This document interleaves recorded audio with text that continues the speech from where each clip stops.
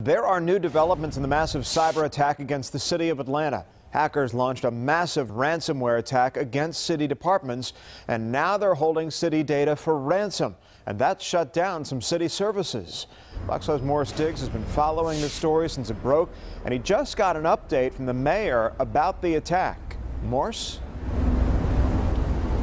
They are still trying to figure out how best to handle this in terms of how many departments could be affected by this. They know some of them, but they're being very limited in what information they're giving out.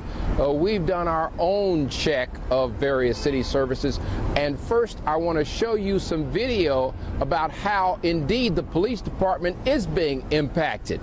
A city worker cracks the door to a police administration building to tell citizens they cannot help them today. Computer failure means they cannot get a release from the city in order to go to a tow lot to retrieve their vehicles. We watched more than 100 motorists leave frustrated. It's just one of the ways basic city services have been impacted by a cyber attack.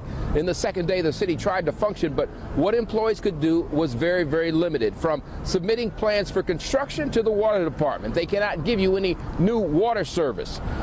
Mayor Keisha Lance Bottoms tried to put the whole thing in perspective. We're going to listen to her.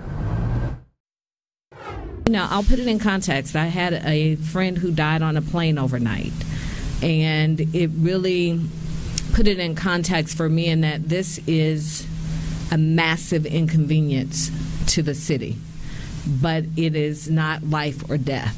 So this is going to be very uncomfortable for us as a city as we are down in the things that have made our way of life very convenient. But I would rather that we be down and be right than rush to fix this issue and have this issue again in a matter of weeks, months, or a year. Now, I asked her what she thought about the notion of paying a $51,000 ransom to the hackers. She says she has her thoughts, but she's been advised not to talk about that right now. Coming up tonight at 6, I'm going to let you hear from some of those citizens who've been impacted, including some of the 100 people we saw walk away from the administration building when they couldn't get a release for their vehicles. They're not happy. Reporting live from downtown Atlanta, we're going to have more on that for you, and including one more thing I need to mention. Just thought about it. The chief just came up here and told me the problem with the administration building, they're fixing that. So if you need a vehicle, you'll be able to go there this evening, and they'll do it manually. So we'll look at all that coming up tonight at 6. Back to you. All right, some urgent situations which need to be addressed. Morris, thanks. Atlanta's airport took its Wi-Fi network down as a precaution after the ransomware attack. Officials at Hartsfield-Jackson International tell us that they're also experiencing problems with their website. That means wait times and flight info on the website may not be accurate.